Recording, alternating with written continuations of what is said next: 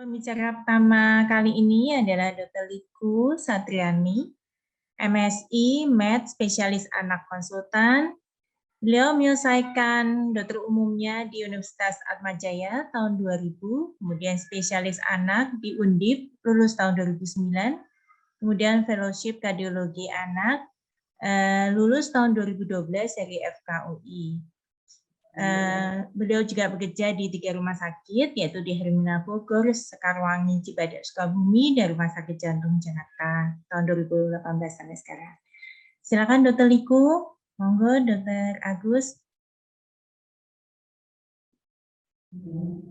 Ya, terima kasih Dr. Agus, Dr. Nufi. Kamu lihat ya, Saya coba waktunya 20 menit. Iya, dokter.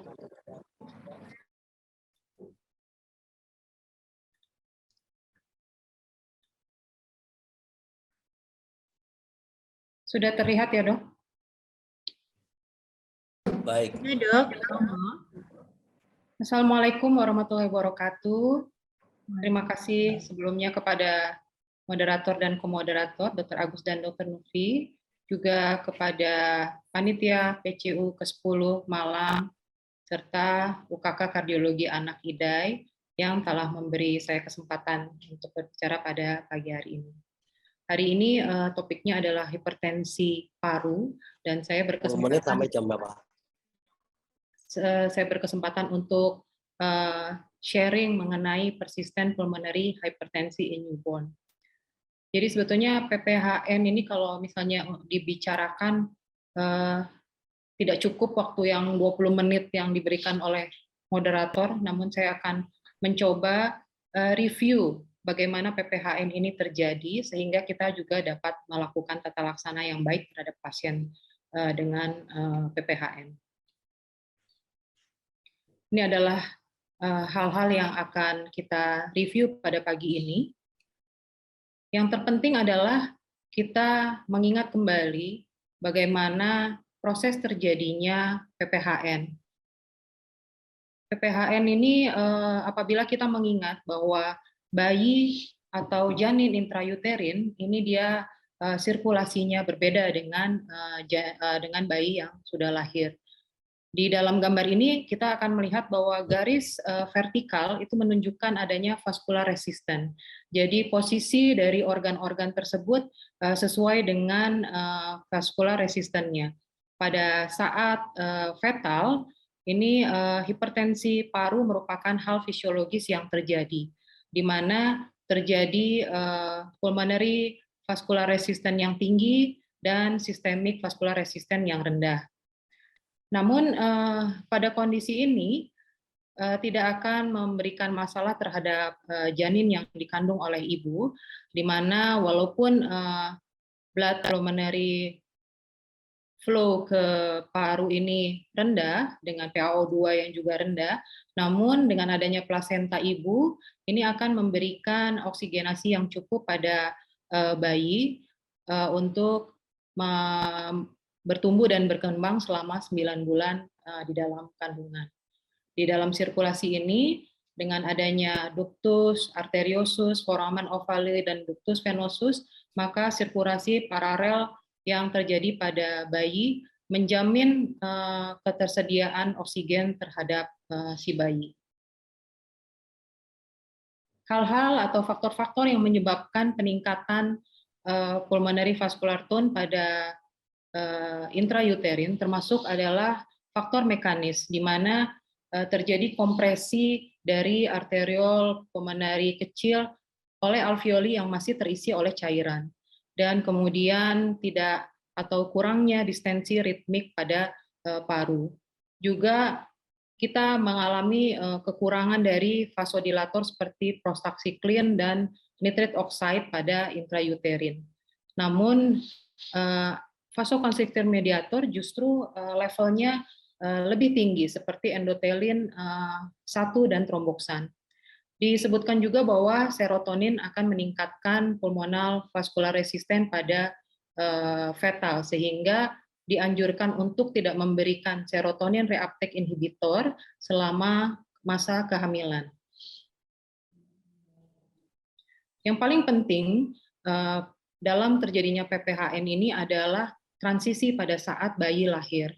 Pada saat bayi lahir, saat melakukan pemutusan tali pusat, maka akan terjadi peningkatan dari systemic vascular resistance, sehingga akan menurunkan right dan left atrial filling yang akan meningkatkan afterload dari left ventricle. Ventilasi yang terjadi di paru-paru akan meningkatkan pulmonary blood flow 8-10 kali lipat, dan ini akan meningkatkan left atrial filling. Kemudian oksigenasi yang sudah terjadi akan meningkatkan PO2, sehingga akan meningkatkan pulmonary blood flow dan juga akan memberikan kondisi di mana ductal atau ductus arteriosus ini akan berkonstriksi. Kondisi fisiologis hipertensi paru akan membaik apabila transisi yang terjadi mengalami kondisi yang, maksudnya transisi pada saat lahir berjalan dengan baik, maka hipertensi pulmonal akan juga membaik. Namun sebaliknya apabila terjadi abnormalitas pada transisi, maka inilah yang akan menyebabkan terjadinya persisten pulmonary hipertensi yang akan memberikan klinis asfiksia dan hipoksia dengan berbagai derajat pada bayi tersebut. Pada kondisi normal, kita dapat melihat bahwa setelah bayi lahir, maka vaskular resisten pada paru akan menurun dengan drastis. Kemudian sistemik vaskular resisten juga akan meningkat. Di sini akan terjadi penutupan dari foramen ovale dan ductus arteriosus, sehingga paru-paru mengembang dengan baik dan dapat memberikan oksigenasi dengan baik pada si bayi dengan sirkulasi darah yang pada kali ini sudah dalam serial untuk sirkulasi neonatal. Namun, sebaliknya, pada kondisi PPHN ini adalah sindrom di mana terjadi gagal transisi dari sirkulasi normal yang terjadi pada saat bayi lahir. Di sini, pulmonary vascular resistance tetap dalam kondisi tinggi, sehingga ini akan menyebabkan tekanan yang tinggi pada right ventricle. PDA pada saat ini, apabila masih terbuka, ini akan mengurangi kondisi pressure yang tinggi di right ventricle, sehingga akan dapat membantu mengurangi kondisi PVR yang tinggi pada bayi dengan PPHN.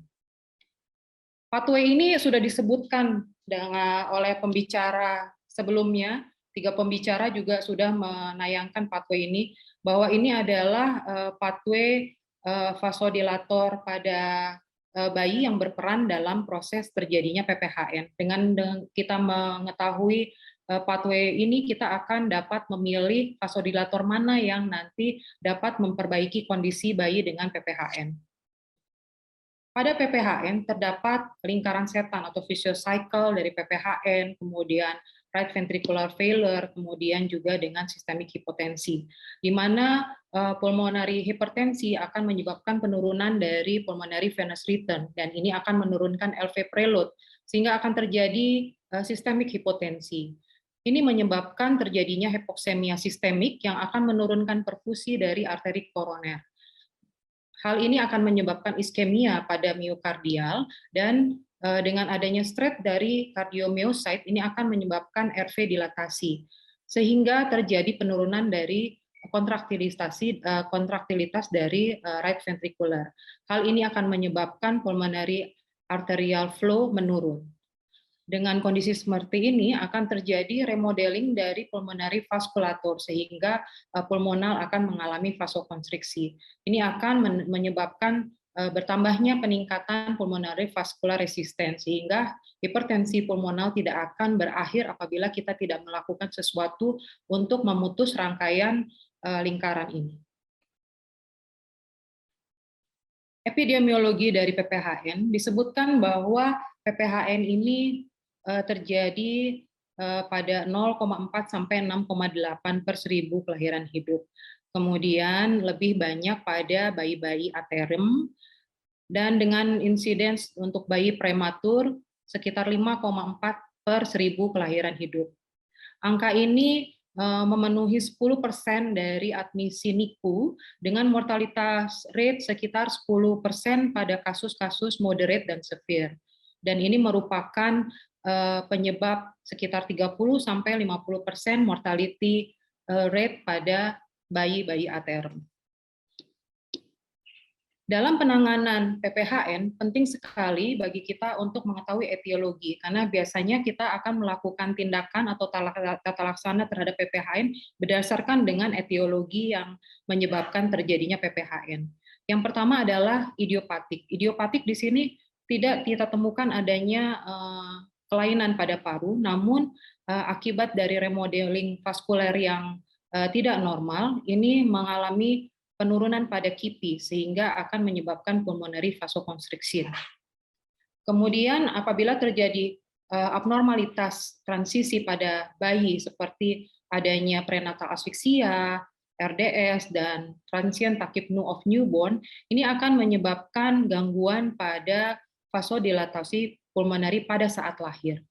Kemudian untuk kasus-kasus dengan parenchymal disorder yang kita sebut juga sebagai secondary PPHN, ini terjadi akibat meconium aspirasi sindrom dan pneumonia. Kemudian apabila terjadi abnormalitas dari pembentukan dari paru seperti pulmonary hipoplasia dan juga adanya kelainan seperti congenital diaphragmatic hernia, ini merupakan etiologi terjadinya PPHN pada bayi. Juga dapat disebabkan oleh intravascular obstruction akibat hiperviskositas seperti yang terjadi pada polisitemia. Dan yang berikutnya adalah pulmonary hipertensi pada bayi-bayi prematur dengan BPD, dan juga bisa disebabkan oleh pulmonary venous hypertension. Kapan kita menduga bahwa bayi yang kita kelola mengalami PPHN? Biasanya PPHN terjadi pada bayi-bayi aterm atau bahkan pada bayi posterm. Pada saat monitoring kita akan menemukan oksigenasi yang labil dan fluktuatif. Jadi ada perubahan yang cukup cepat dan fluktuatif apabila kita melakukan pemeriksaan saturasi oksigen pada bayi tersebut. Kemudian pada pemeriksaan fisik kita akan menemukan adanya suara jantung 2 yang single dan keras disertai dengan adanya systolic murmur dari tricuspid regurgitasi. Kemudian yang bisa membantu kita menegakkan diagnosis adalah pemeriksaan radiologi toraks. Di sini akan terjadi ketidakseimbangan antara klinis hipoksia dari bayi tersebut dengan gambaran ronsen yang kita temukan. Kemudian kita dapat menggunakan oximeter untuk mengukur preduktal dan postduktal saturasi. Apabila kita temukan perbedaan 5-10% dari SpO2 dari pre dan postduktal, maka kita dapat mengasumsikan bayi tersebut mengalami PPHN. Diagnosanya apabila kita sudah mendapatkan perbedaan dari oksigen saturasi pre dan postduktal, kemudian kita juga temukan ronsen yang tidak seimbang dengan kondisi klinis, maka kita sudah menduga adanya PPHN. Kemudian untuk gold standard kita melakukan pemeriksaan ehokardiografi. Namun karena di semua tempat tidak semua fasilitas menyediakan ehokardiografi, maka kita dapat menegakkan PPHN dengan melakukan pemeriksaan hiperoksia dan hiperventilasi tes seperti yang kita lakukan dalam screening pasien dengan penyakit jantung bawaan kritis. Untuk lebih lanjut, dikatakan bahwa brain natriuretic peptide ini memiliki sensitivitas kurang lebih 85% dan spesifisitas sebesar 100% untuk menegakkan PPHN. Namun sayangnya kembali tidak semua center dapat memberikan fasilitas seperti ini. Untuk ehokardiografi, ini sebagai gold standar dari penegakan diagnosis pada PPHN, apabila kita bisa lakukan, kita akan dapat banyak terbantu untuk menegakkan kasus ini. Ehokardiografi dapat kita lakukan untuk menegakkan diagnosis, memonitoring, dan juga untuk melihat respon dari terapi. Pada gambaran ehokardiografi tersebut ini, kita akan dapat menemukan adanya right ventricular dilatasi yang menunjukkan adanya pressure yang tinggi di ventricle kanan. Pada parasternal short axis akan kita temukan tekanan pada right ventricular ini akan menekan left ventricular. Pada kondisi tekanan yang sangat tinggi, maka dia akan memberikan V-shape pada left ventricle. Kemudian kita bisa 5 temukan menit adanya lagi. tricuspid regurgitasi. Dari sini 5 kita menit akan lagi, bisa 5 menit lagi. Iya, Dok. Kita akan bisa mendapatkan asumsi tekanan paru. Kemudian pada level PFO dan PDA kita akan melihat adanya right to left shunt. Ini adalah hiperoksemia dan hiperventilasi test. Rasanya mungkin teman-teman sejawat sudah mengetahui. Kita bisa lakukan screening PJB kritis juga dengan pemeriksaan ini. Manajemen dari PPHN, goalnya adalah optimalisasi dari pulmonary gas exchange, kemudian memperbaiki cardiac output, merelaksasi sistem vaskular resisten, kemudian kita melakukan support systemic blood pressure. Bagaimana caranya adalah dengan melakukan reverse hypoxemia dan respiratory support apabila terjadi respiratory failure atau hipoksi. Kemudian apabila ada di cardiac disfungsi, kita akan memperbaiki cardiac dengan cardiac support. Kemudian apabila terjadi vaskular resisten yang meningkat, kita akan memperbaiki dengan melakukan relaksasi pulmonary vaskular. Ini sedikit saya akan coba gambarkan pada gambar ini apa yang kita harus lakukan pada bayi-bayi dengan PPHN. Yang pertama adalah kita melakukan manajemen respirasi dengan oksigenasi dan ventilasi. Di sini dikatakan bahwa sebaiknya memang diberikan sesuai dengan kebutuhan pasien. Namun di PPHN ada istilah dengan gentle ventilasi, ini kita akan bisa melihat bahwa kita mentargetkan tolerable hypoxemia, yaitu PaO2 50 sampai 80 mm air raksa dengan SpO2 pereduktal 90 sampai 97%. Kemudian kita juga menargetkan permisif hiperkapnia dengan PCO2 50 sampai 60 mm air raksa dengan pH di atas 7,25 dengan meminimalisir cardiac stress. Kemudian kita juga akan melakukan hemodynamic management dengan inotrope. Ini adalah beberapa inotropes yang akan kita berikan pada pasien-pasien dengan PPHN. Dengan goalnya adalah optimalisasi oksigenasi dengan menurunkan right to left shunt hemodinamik. Ini adalah sedikit trik bagaimana kita melihat penentuan pemberian inotrope pada bayi-bayi dengan pulmonary hypertension. Apabila seperti bayi tersebut mengalami gangguan fungsi dari kardiak, namun dengan normal blood pressure, maka kita bisa memberikan milrinone atau dobutamin dan epinefrin. Dobutamin walaupun dikatakan dapat meningkatkan pulmonary artery pressure pada dosis lebih dari 10 mikrogram per kilo per menit, namun dengan dosis yang lebih tinggi tidak akan memberikan kenaikan yang lebih berarti. Dan dobutamin walaupun diberikan, kita juga harus berhati-hati karena dobutamin ini dapat meningkatkan kebutuhan dari oksigen di miokardia, sehingga apabila terjadi disfungsi miokard ini akan memperburuk kondisi pasien PPHN dengan disfungsi miokard. Ini adalah pulmonary vasodilator yang bisa diberikan, ini kurang lebih sama dengan pasien-pasien PH lainnya. Kita bisa berikan inhaled nitric oxide, sildenafil, dan iloprost. Sebagai trik apabila kita memiliki echo, maka dengan echo kita akan melihat apabila terjadi left to right shunt pada PFO dan PDA, maka hal yang efektif adalah melakukan lung recruitment, kemudian pemberian surfaktan. Namun apabila kita menemukan right to left shunt pada PFO dan PDA, vasodilator merupakan terapi yang efektif. Dan apabila kita menemukan left to right shunt pada tingkat PFO dan right to left shunt pada tingkat PDA, maka pada kasus-kasus dengan left ventricle dysfunction kita akan memberikan milrinone. Nah, ini adalah singkat tata laksana pasien apabila mengalami PPHN dan tidak mengalami perbaikan pada pemberian inhaled NO, maka kita akan melakukan lung recruitment. Apabila ada perbaikan, maka kita akan meneruskan inhaled NO dan melakukan weaning dari PO2. 1 menit lagi. Apabila tidak terjadi perbaikan, maka kita akan melakukan asesmen hemodinamik, termasuk salah satunya echo. Di sini kita lihat apabila terjadi hipoksemia, namun dengan stable blood pressure, maka kita bisa melakukan pemberian milrinone dan sildenafil. Sedangkan pada pasien hipotensif namun stabil, kita dapat memberikan dopamin dan inhaled dari prostacyclin.